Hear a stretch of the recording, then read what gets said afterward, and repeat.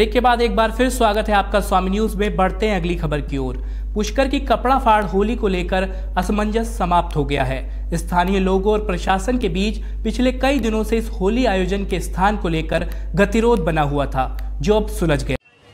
अंतर्राष्ट्रीय स्तर पर अपनी विशेष और अलग पहचान के लिए प्रसिद्ध पुष्कर की कपड़ा फाड़ होली के आयोजन के स्थान को लेकर चल रहा विवाद आखिरकार सुलझ गया।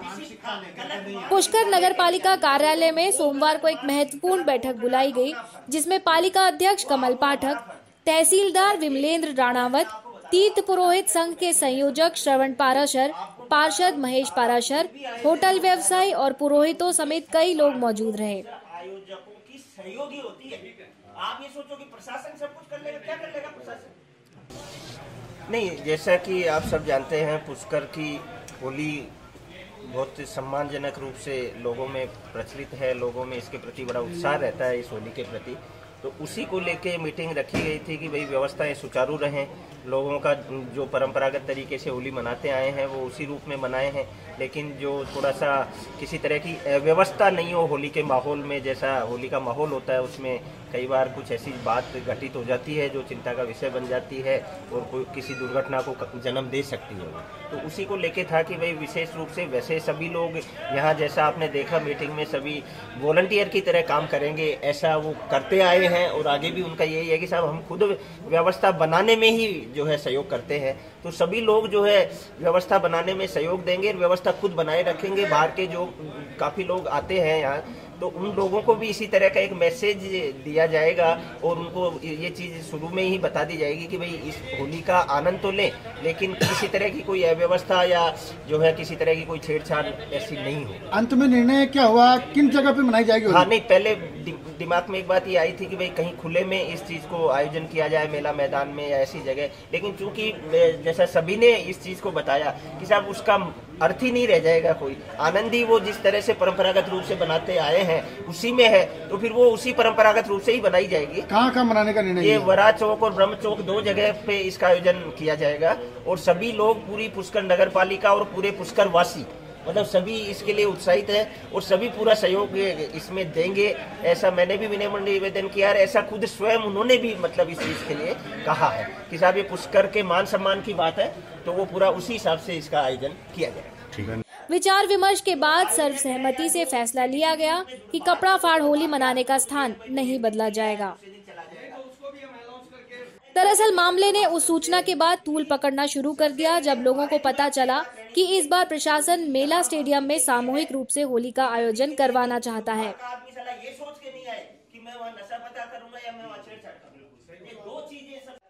इस पर लोगों का आक्रोश बढ़ने लगा और उन्होंने प्रशासन से इसका विरोध किया। इन लोगों का मानना है कि पुष्कर की कपड़ा फाड़ होली अंतर्राष्ट्रीय स्तर पर खूब पहचान बना चुकी है।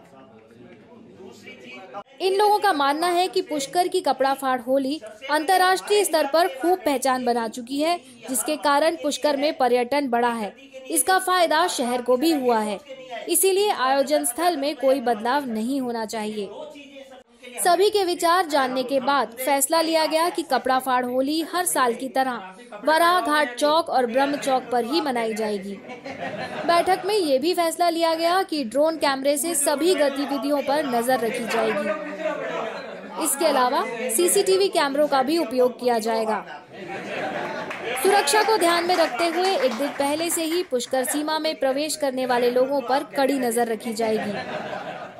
गौरतलब है कि ब्यावर गैस घटना के बाद से प्रशासन हर मामले में फूंक फूंक कर कदम रख रहा है, जिससे हादसे की कोई संभावना ना बचे। पुष्कर से रमेश चंद कुमावत की रिपोर्ट। महावीर विकलांग सहायता समिति अजमेर मार्च आखिरी सप्ताह में एक कैंप का आयोजन करने जा रहा है, जिसमें विकलांगों को उपकरण वितरित किए जाएंगे। इसके लिए अजमेर के सभी विकलांगों और उनके करीबियों से उनका पंजीकरण करवाने का आग्रह किया गया है। ये पंजीकरण प्रक्रिया ऑनलाइन भी उपलब्ध है और मंगलवार यानी 27 फरवरी को सूचना केंद्र पर शाम 4 बजे से 7 बजे जाकर भी पंजीकरण कराया जा सकता है। इस संदर्भ में कलेक्ट्रेट में एक बैठक हुई, जिसमें पंजीकरण प्रक्रिया को लेकर चर्चा की गई। इस कैंप में ट्राईसाइकिल, व्हीलचेयर और वॉकर, कान की मशीन से लेकर कई अन्य उपकरण वितरित किए जाएंगे। 10 से 4 बजे तक जिले के समस्त दिव्यांग जो ऑनलाइन से शेष रह गए हैं या नहीं करा पाए हैं, वो आकर 10 से 4 बजे सूचना केंद्र में अपनी सूची एवं हमको अवगत कराएं, जिससे आगामी दिनों में अजमेर जिले में कोई दिव्यांग उपकरण के बगैर शेष नहीं रहे। यही हमारी जिले से प्रार्थना है। इस उपकरण के अंतर्गत ट्राईसाइकिलें हैं, व्हीलचेयर हैं, कैलिपर्स हैं, टायर हैं, बेल्ट, शूज, कम सुनने वालों कान की मशीन है, बुजुर्ग छड़ी है, ब्लाइंड स्टिक है, वॉकर्स है।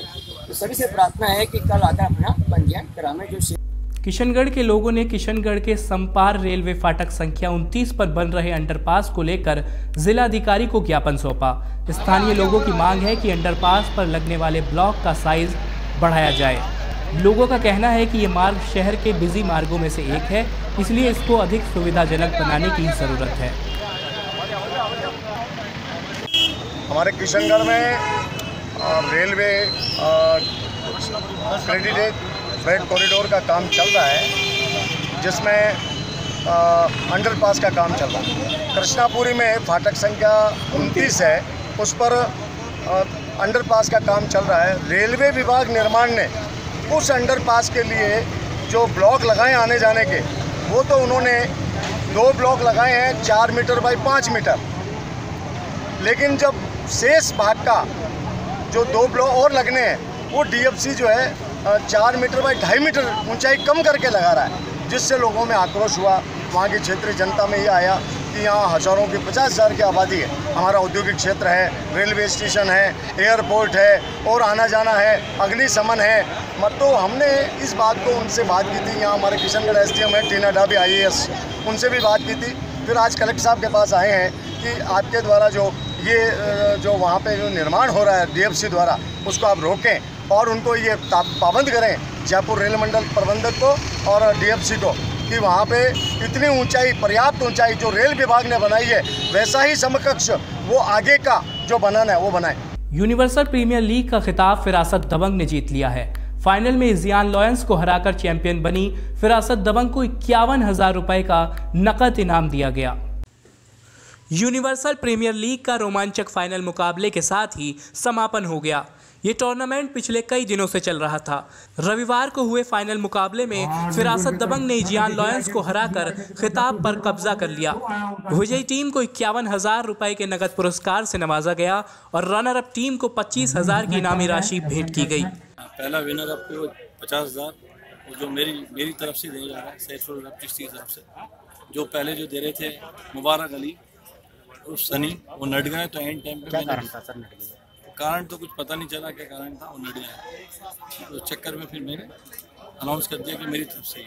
आज जो सर फाइनल हो रहा है, आप क्या संदेश देना चाहते हो अजमेर वासियों को? भाई ऐसे मैच होते रहे, ऐसे मैच होना चाहिए, बच्चे खेल से जुड़ना चाहिए, खेल को अच्छा मिलना चाहिए। और बच्चे इस खेल से जुड़ेंगे तो ये नशे वशे से दूर रहेंगे, कि फिट एंड हेल्थी रहेंगे। इस क्रिकेट टूर्नामेंट में मैन ऑफ द सीरीज का खिताब फैयाज को दिया गया। इसके अलावा बेस्ट बल्लेबाज और गेंदबाजी के अलावा भी कई पुरस्कारों का वितरण किया गया। इस टूर्नामेंट का उद्देश्य युवाओं को नशे से दूर रहकर फिट रहने का संदेश देना था और आयोजनकर्ताओं को विश्वास है कि मैदान पर फिरासत दबंग टीम की जीत के साथ ही उन्हें भी अपने मकसद में कामयाबी मिलेगी। अजमेर से पवन अटारिया की रिपोर्ट। बुलेटिन में वक्त है एक ब्रेक का। ब्रेक के बाद आपको बताएंगे कि रेलवे ने किया क्विज कंपटीशन का आयोजन।